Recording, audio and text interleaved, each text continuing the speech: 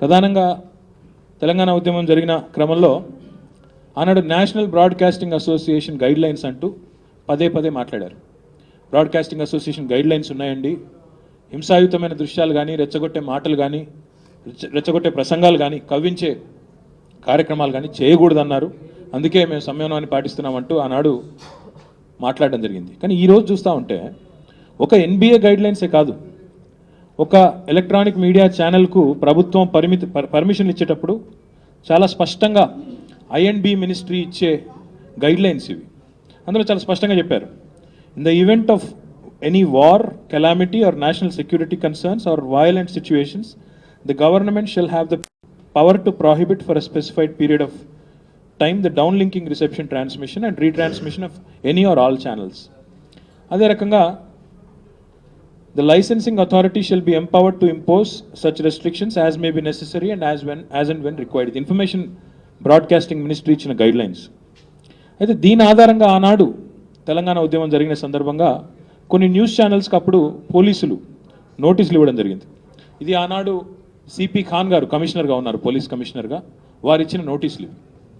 కొన్ని ఛానల్స్, నేను ఆ ఛానల్స్ పేర్లు కూడా నేను చెప్పడం కరెక్ట్ కాదు, తెలంగాణ ఉద్యమాన్ని కొంత చాలా ఉద్రిక్తంగా ఎన్బిఏ గైడ్లైన్స్కి విరుద్ధంగా నడుపుతా ఉన్నారని చెప్పేసి గైడ్లైన్స్ ఆనాడు ఇచ్చి నోటీసులు ఇచ్చి కేసులు కూడా పెట్టడం జరిగింది. ఇవన్నీ జరిగినాయి.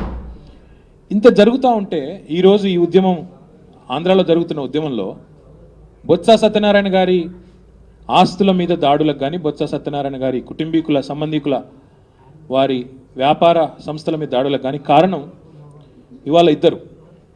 ఒకరు ఈ రాష్ట్ర ముఖ్యమంత్రి గారు, ఆయన రాజకీయంగా స్కోర్ సెటిల్ చేసుకునే క్రమంలో ఈ పనిలో పడ్డారు. రెండవది ఒక ఛానల్ ప్రత్యేకంగా ఉద్దేశపూర్వకంగా 40 నిమిషాల పాటు ఒక డాక్యుమెంటరీ బొత్స గారి మీద వేసి ప్రజలను రెచ్చగొట్టి ఒక్కసారి కాదు పలుమార్లు రిపీట్ చేసి ఈ రకంగా చేయడం వల్ల ఏం సాధించాలనుకుంటున్నారో మాకైతే అర్థం కావడం లేదు. మాకు ఇంకా ఆశ్చర్యం ఏం కలుగుతూ ఉందంటే, ఈ దేశంలో ఎడిటర్స్ గిల్డ్ ఉంది, ప్రెస్ కౌన్సిల్ ఆఫ్ ఇండియా ఉంది, నేషనల్ బ్రాడ్కాస్టింగ్ స్టాండర్డ్స్ అసోసియేషన్ ఎన్బిఎస్ఏ ఉంది, ఇన్ఫర్మేషన్ అండ్ బ్రాడ్కాస్టింగ్ మినిస్ట్రీ ఉంది. వీళ్ళందరూ ఎందుకు ప్రేక్షక పాత్ర పోషిస్తున్నారు, ఎందుకు చూసి కూడా చూడనట్టు ఎందుకు చేస్తూ ఉన్నారో మాకు అర్థం కావడం లేదు. అదేవిధంగా తెలంగాణ ఉద్యమం జరిగిన సందర్భంగా ఇక్కడ పోలీస్ కమిషనర్ ఆఫీస్లో, హైదరాబాద్ పోలీస్ కమిషనర్ ఆఫీస్లో 10-12 మంది అధికారులతో ఒక మానిటరింగ్ సెల్ ఉంది. ఇక్కడ మానిటరింగ్ సెల్ పెట్టారు. వాళ్ళ ముందు 13 ఛానళ్ళ 13 టీవీలు పెట్టుకొని అందులో ఒక్కొక్క ఛానల్ చూస్తూ ఏ ఛానల్ ఎట్లా ప్రసారం చేస్తుంది వార్తలన్నట్టు ఆనాడు చాలా క్లోజ్గా మానిటర్ చేశారు. ఈరోజు నేను అడుగుతా ఉన్నా ముఖ్యమంత్రి గారిని, ఎందుకు మీరు ఈ మానిటరింగ్ మెకానిజంను ఈరోజు పోలీస్ కమిషనరేట్ ఆఫీస్లో కానీ, డీజీపీ ఆఫీస్లో కానీ ఎందుకు ఏర్పాటు చేయడం లేదు?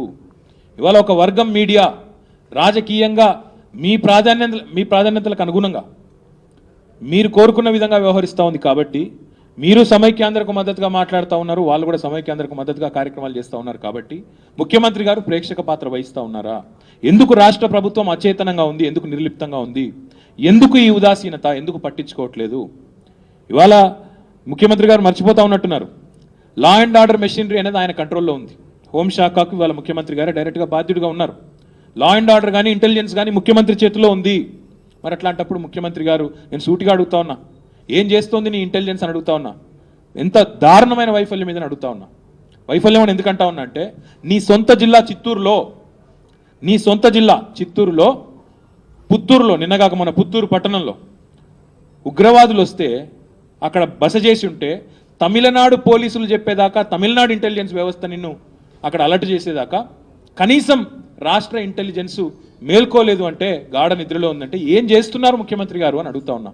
నీ సొంత జిల్లానే ఇవాళ ఇంటెలిజెన్స్ కానీ, లా అండ్ ఆర్డర్ కానీ నువ్వు పరిరక్షించలేకపోతే ఏం చేస్తున్నారు మీరని అడుగుతా ఉన్నాం.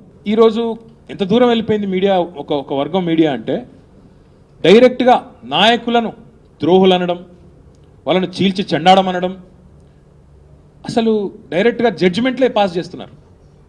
మీడియా వేదికగా అదెవరో ఇంకెవరో మాట్లాడిన మాటలు కూడా కాదు, వాళ్ళ సొంత కవిత్వాన్ని, సొంత వ్యాఖ్యానాన్ని జోడించి జడ్జిమెంట్లు పాస్ చేస్తూ, జడ్జీలు తామే, జ్యూరీ తామే, ఎవరు సీమాంధ్ర ద్రోహులు, ఎవరి నేరం, ఎవరి ద్రోహం, ఎవరిది పాపం, ఇంత రెచ్చగొట్టే విధంగా మీడియా వ్యవహరిస్తూ ఉంటే ఎందుకు ఉపేక్షిస్తున్నారు అని అడుగుతా ఉన్నాం మేము ఈ రాష్ట్ర ప్రభుత్వాన్ని, కేంద్ర ప్రభుత్వాన్ని.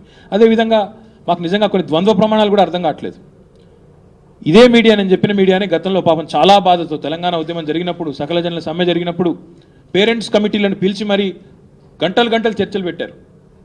పేరెంట్స్ కమిటీలు అంటూ పుట్టుకొచ్చినాయి, అప్పుడు ఎక్కడి నుంచి వచ్చినాయి, పుట్టగొడుగులు లాంటి సంస్థలు వచ్చినాయి.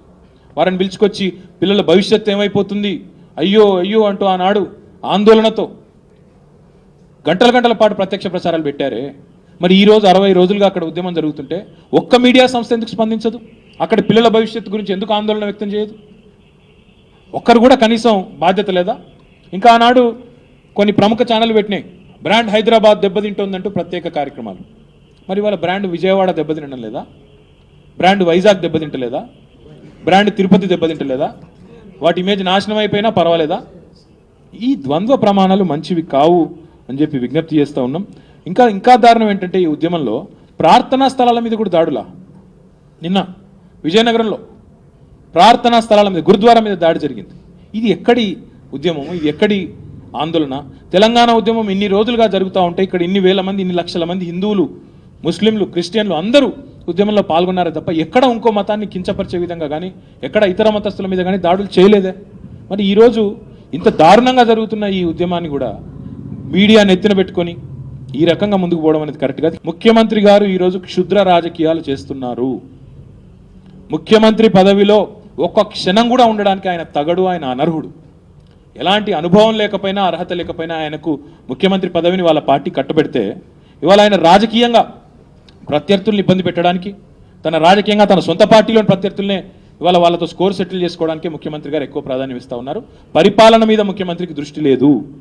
ఇవాళ ఒకవైపు ఏమో రాజకీయంగా స్కోర్ సెటిల్ చేసుకుంటున్నారు, ఇంకోవైపు ఏమో డబ్బులు కూడా లెక్కలు పెట్టుకుని చివరిగా ఇంకా ఆరిపోయే దీపానికి వెలుగు ఎక్కువ అన్నట్టు ముఖ్యమంత్రి గారు ఇవాళ ఇంకోవైపు డబ్బుల సేకరణలో పడ్డారు. అందుకే ముఖ్యమంత్రి గారు క్షుద్ర రాజకీయాలు చేస్తూ ఉన్నారని మేము అంటూ ఉన్నాం. ఇందాక నేను చెప్పినట్టు ఆయన చేతుల్లో ఉన్న లా అండ్ ఆర్డర్ ఇప్పటికే విఫలం చెందింది, పూర్తి స్థాయి వైఫల్యం చెందింది. కనీసంగా ఆయన సొంత జిల్లాలో ఉగ్రవాదులు ఉంటే కూడా పట్టుకోలేని పరిస్థితి. ఇంకోవైపు ఆయన ఆధీనంలో ఉన్న ఎలక్ట్రిసిటీ డిపార్ట్మెంట్. నిన్న శ్రీకాకుళం జిల్లాలో రైతులు పోయి బతిమలాడినారు సబ్స్టేషన్ దగ్గర, మేము చూసాం టీవీలో. సబ్స్టేషన్ వద్దకు వెళ్ళి బతిమలాడుతున్నారు రైతులు, కరెంట్ ఇవ్వండి అయ్యా బాబు, పంటలు ఎండిపోతాయంటే.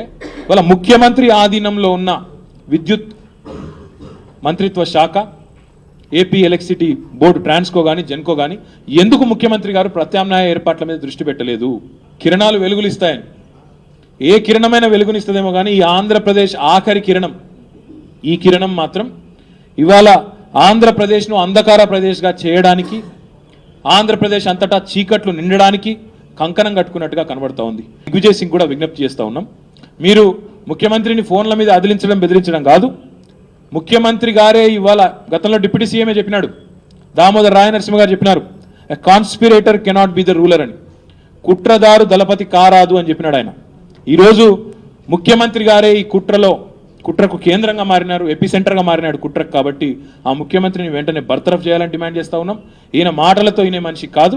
మీరు ఈ ఒక ప్రాంతానికే పరిమితం అయిపోయిన ఈ ముఖ్యమంత్రి కిరణ్ కుమార్ రెడ్డిని వెంటనే తొలగించాలని చెప్పి కూడా మేము దిగ్విజయ్ సింగ్కు డిమాండ్ చేస్తూ, మీడియా కూడా దయచేసి సంయమనం పాటించాలని, మరి తెలంగాణ ఉద్యమాన్ని ఏ రకంగానైతే ఆనాడు కొన్ని మార్గదర్శకాలకు అనుగుణంగా మీరు చూపెట్టామని చెప్పారా, ఈరోజు కూడా రెచ్చగొట్టే కార్యక్రమాలు చేయకుండా సంయమనం పాటించే విధంగా వ్యవహరించాలని చెప్పి కూడా మీడియా యాజమాన్యాలకు విజ్ఞప్తి చేస్తూ, ఎందుకంటే భవిష్యత్తులో తెలంగాణ రాష్ట్రంలో కూడా ఇక్కడ అక్కడ మీడియా సంస్థలు ఉండాల్సిందే.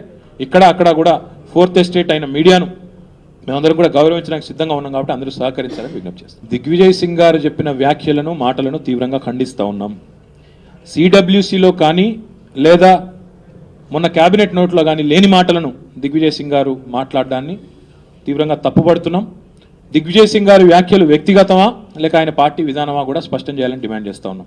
ఇంకో మాట కూడా ఈ సందర్భంగా చెప్తా ఉన్నాం దిగ్విజయ్ సింగ్ గారికి, మీరు హైదరాబాద్ మీద ఇలాంటి మెలికలు పెట్టి, హైదరాబాద్ మీద ఆంక్షలు పెట్టి, ఇట్లాంటి షరతులు పెట్టి తెలంగాణను ఈడ్చుకుందామంటే కుదరదు. మొదటి నుండి తెలంగాణ ప్రజలు కానీ టీఆర్ఎస్ పార్టీ కానీ చాలా స్పష్టంగా డిమాండ్ చేస్తున్నది ఒకటే, ఎలాంటి ఆంక్షలు, షరతులు, పరిమితులు లేని హైదరాబాద్ రాజధానిగా కూడిన 10 జిల్లాల సంపూర్ణ తెలంగాణ కావాలని డిమాండ్ చేస్తూ ఉన్నాం. ఆ సంపూర్ణ తెలంగాణకే టీఆర్ఎస్ కట్టుబడింది. కొంతమంది కాంగ్రెస్ నాయకులను మీరు మేనేజ్ చేసి వాళ్ళని ఒప్పించి వాళ్ళు ఒప్పుకుంటే సరిపోతుంది అనుకుంటే కుదరదు. ఇది కాంగ్రెస్ పార్టీ ఇంటి వ్యవహారం కాదు, 4 కోట్ల ప్రజలకు సంబంధించిన అంశం ఇది. ఒకటి మాత్రం స్పష్టంగా చెప్తా ఉన్నాం, ఇవాళ కేంద్ర ప్రభుత్వం కానీ కాంగ్రెస్ అధిష్టానం కానీ ఏమైనా కిరికిరి చేస్తే హైదరాబాద్ మీద, దానికి సంపూర్ణంగా బాధ్యత వహించాల్సింది తెలంగాణ కాంగ్రెస్ నాయకులే, తెలంగాణ కాంగ్రెస్ మంత్రులే. వాళ్ళనే రేపటి రోజున ప్రజలు ప్రశ్నిస్తారు, వాళ్ళనే నిలదీస్తారు. ఇవాళ సీమాంధ్రలో ఏ రకంగానైతే ప్రజలు అక్కడి కాంగ్రెస్ నాయకుల వెంబడబడతా ఉన్నారో టీవీలో చూస్తూ ఉన్నాం. మరి రేపు ఆ పరిస్థితి ఇక్కడ తెలంగాణ మంత్రులకు, తెలంగాణ కాంగ్రెస్ నాయకత్వానికి రాకూడదంటే ఎట్టి పరిస్థితుల్లో కూడా ఎలాంటి ఆంక్షలు, పరిమితులు, షరతులు లేని హైదరాబాద్ను మాత్రమే ప్రజలు కోరుకుంటున్నారన్న విషయాన్ని మీ అధిష్టానానికి చెప్పాలని చెప్పి కూడా విజ్ఞప్తి చేస్తాం. కొంతమంది కిరాయి మూకలు తప్ప, కిరాయి జనాలు తప్ప జగన్మోహన్ రెడ్డి దీక్షలో ఎవరైనా ఉన్నారా? ఆయన ఇంట్లో టెంట్ వేసుకొని కూర్చుంటే అక్కడ కొంతమంది కిరాయి జనాలు వచ్చి పాపం, ఈరోజు పేపర్లో చూశాను నేను, జనాలను తీసుకొచ్చి వాళ్ళకి పాపం డబ్బులు ఇచ్చి, కొంతమంది జూనియర్ ఆర్టిస్టులు కూడా ఉన్నారంట అందులో. సినిమాల్లో జూనియర్ ఆర్టిస్ట్ వేషాలు వేసుకునే వాళ్ళు కూడా ఈ కృష్ణానగర్లో ఉండే వాళ్ళని కూడా డబ్బులు ఇచ్చి మరీ తెచ్చుకొని పాపం జగన్మోహన్ రెడ్డి గారు పోతా ఉన్నారు. కాబట్టి ఆయన స్పష్టంగా కూర్చున్న 2 రోజులకు కూడా ఆయన దీక్షకు స్పందన లేదు. ఆయన ఎవరు పట్టించుకునే పాపాన పోవట్లేదు. తెలంగాణలో ఎందుకు దీక్ష చేస్తున్నాడో ఆయనకే తెలియదు. వాళ్ళ నాయనగారు స్వయంగా చెప్పినారు. హైదరాబాద్ను ఏ రకంగా ఆయన భావిస్తున్నారో, ఏ రకంగా ఆలోచించారో, హైదరాబాద్కి రావాలంటే పాస్పోర్ట్, వీసా కావాల్సి ఉంటుందని ఆనాడు చెప్పిన మాటలు ఇవన్నీ కూడా గుర్తున్నాయి. కాబట్టి వాళ్ళ చెల్లెలైతే పాకిస్తానే అన్నది. కాబట్టి జగన్మోహన్ రెడ్డి గారు పునరాలోచించుకోవాలి. ఆయన పార్టీకి కానీ, ఆయన వాదనకు కానీ, ఆయన నాయకత్వానికి కానీ ఇక్కడ తెలంగాణలో ఆమోదం లేదు. కాబట్టి ఇంకా కూడా ఇక్కడ ఎందుకు టెంట్ వేసుకోవడం, ఎందుకు కూర్చోవడం ఆలోచించుకోవాలి. నాకు తెలిసినంతవరకు ఆయన ఇక్కడ దీక్ష చేస్తున్నది కారణం ఒకటే, కోర్టు చెప్పింది హైదరాబాద్ దాటి బయటకు పోవద్దని. ఇక ఏదో ఒకటి మీడియా దృష్టిలోనే ఉండాలా, రెలవెంట్గా ఉండాలని చేసుకుంటున్నట్టున్నాడు తప్ప పాపం ఇంట్లో దీక్ష. అందులో కూడా దీక్ష మీద కూడా ఏదో అనుమానాలు రాసినారు ఇవాళ పేపర్లో, 2 గంటలు మాయమైనాడని దీక్షలో మధ్యలో. కాబట్టి ఇవన్నీ ఉన్నాయి. జగన్మోహన్ రెడ్డి గారి దీక్ష చిత్తశుద్ధి లేని శివపూజ అని నిన్ననే చెప్పినాం, దానికి కట్టుబడు. సిడబ్ల్యూసీలో తీర్మానం చేసిన విధంగా ఇస్తారనే ఒక విశ్వాసం ఉండేది నిన్నటిదాకా. కానీ దిగ్విజయ్ సింగ్ గారు నిన్న రాత్రి మాట్లాడిన మాటలు చాలా ఆందోళన కలిగించే మాటలు మాట్లాడారు. ఆయన గవర్నర్ పరిపాలన అంటూ, యూటీ కానప్పటికీ కూడా కేంద్ర పరిధిలో ఉంటుందంటూ, 258A అనే ఒక ఆర్టికల్ ఉందంటూ, ఈ రకంగా ఈ మాట్లాడిన మాటల వల్ల తెలంగాణ ప్రజల్లో అనుమానాలు వస్తూ ఉన్నాయి. కాబట్టి ఇది ఎంత మాత్రం సమంజసం కాదు. అది ఆయన వ్యక్తిగత అభిప్రాయమా లేక పార్టీ విధానం అని తేలాల్సింది ఒకటి. రెండవది, ఇవాళ ఒకవైపు గ్రూప్ ఆఫ్ మినిస్టర్స్ వేస్తున్నారు.